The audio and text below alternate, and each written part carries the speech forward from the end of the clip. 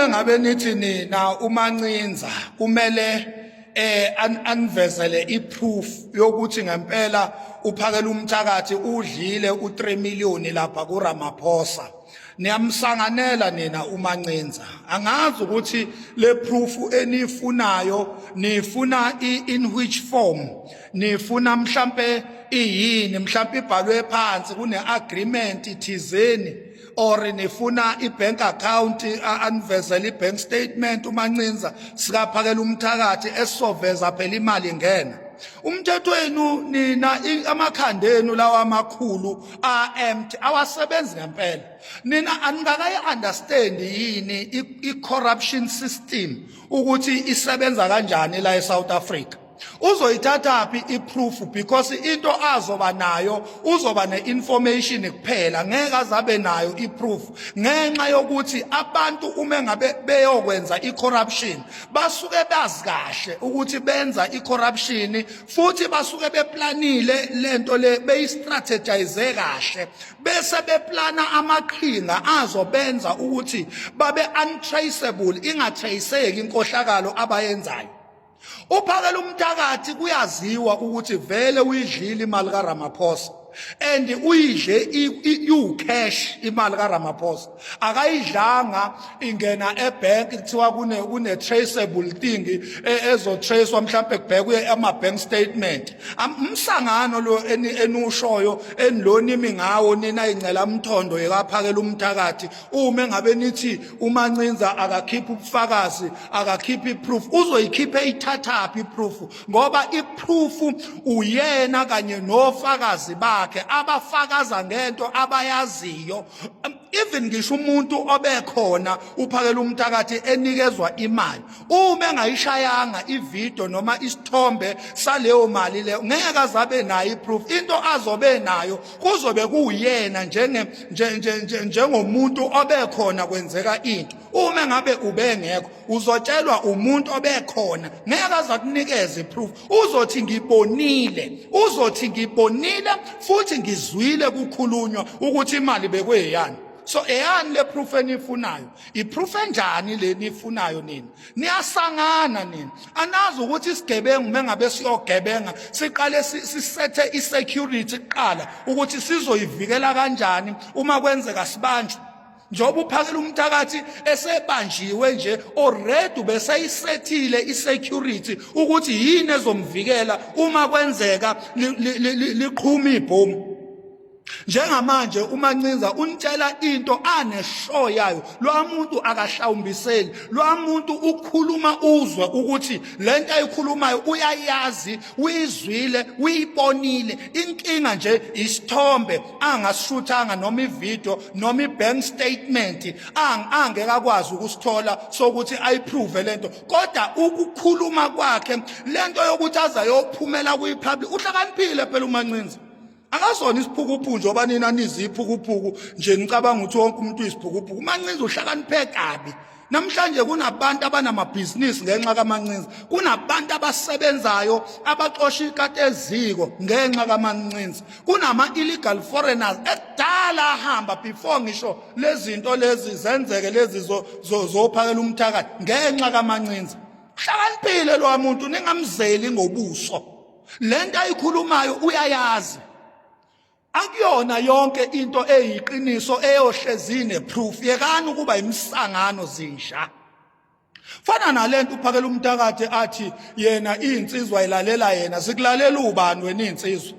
KwaZulu vele thina KwaZulu sine nature nje yokulalela, sine nature ye discipline. KwaZulu thina vele okhokho bethu bashiya sihlonipha, bashiya sine discipline. Uma usibona sithoba sisuke singathobeli wena, sisuke sithoba ngokwe nature yethu yokuthi singamaZulu, futhi sifundisiwe intobeko. Asilaleli wena, silalela umuntu ophambi kwethu ekuthiwa akasihole, kodwa ukulalela yinto esinayo vele before wena usihole. Akuwena osifundise ukuthobeka. Akhontelezi ozidlela yona ukuze sikuthobele, thina sidla inteleze engaphezulu kwale yakho. into thina esithobelayo zinyandezulu okhokho bethu abasishiya nentobeko. KwaZulu vele thina sinenhlonipho, siyazithoba. Thina umuntu ubona sesimshaya KwaZulu, asinawo amasayini thina okushaya umuntu. Asinawo amasayini thina okushaya umuntu. Umuntu uzwa ngetshe esiphundu njengenyoni la kuthina.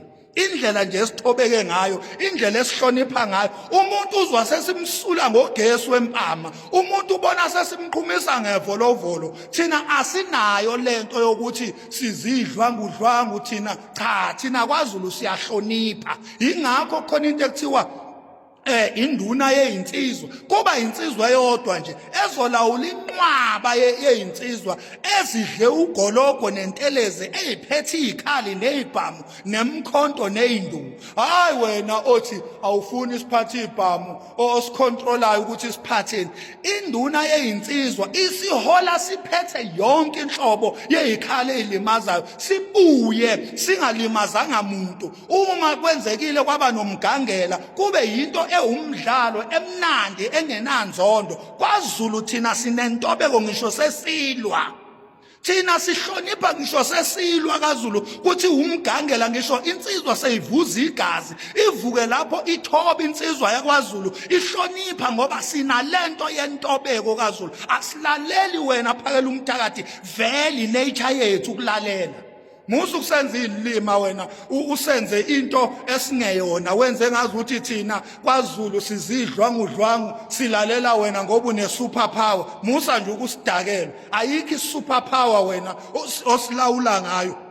Ayikho nje super power wena onayo uyishaya isifuba uthi mina insizwa ilalela mina insizwa ihlonipha mina. Uyasidakelwa nje, uyasidakelwa. Awuna super power wena. KwaZulu inature yethu ukuthobelana, ukulalela. Angiphathi kona makuthiwa kunomuntu osiholayo.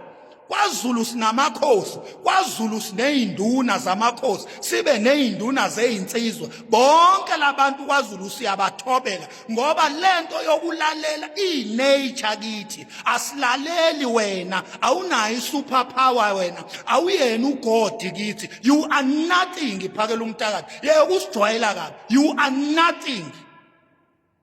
You are nothing. Musu kuzenza into ngeyona ndaba. Musu kuyikhukhumeza. Yeke ipride, yeke impakamo. Asilaleli wena. Ubani wena? Uyini wena?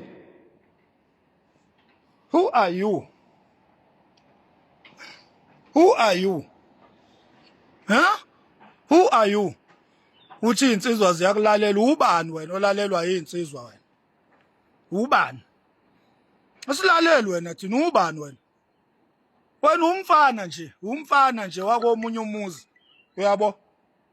Ukuyiposition nje yokuthi sikulandele. Yabo? Happening ukuthi sikulandela nje vele sinalento KwaZulu yokuthoba, sinalento KwaZulu yediscipline, sinalento KwaZulu yokulalela, yokuthoba nje. Umuntu ophambi kwethu siyaye simhloniphe, simnikeze indawo yakhe. Yeka ke ube susigibele emakhanda, yeka nje ukube susijwayela kabi. Yeka nje ube susijwayela kabi, sewuzenza uGod kithi. Yeka nje ube susijwayela kabi phakela umthakathi. Ya, awuyona lento ocabanga ukuthi uyiyona. Awuyona nje. Awuyona nje. Lento ocabanga ukuthi uyiyona, awuyona nje nhlobo. Yeka nje ukusigibele emakhanda mfowethu. Yeka nje ukusigibele emakhanda, yeka usiphaphela uthi thina silalela wena uholi insizwe ezu1 million.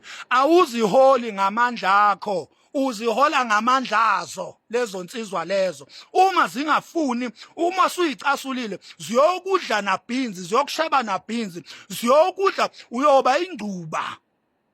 Ngisho ithambo lakho ngeke libonakale uma nje lezo nsizwa kungathi qhwi zicasulwa yilento osuyenza, lezinto osuyikhuluma. Mangathi nje qhwi insizwa icasuke, angeke wena uyosibona ukuthi ubani. Yeka nje ukusijwayela, qhubeka phakela umthakathi usihole sizinsizwa, kodwa uyeke ukukhuluma amasimba. Uyeke nje usikhulumela amasimba. Sibonge ithuba.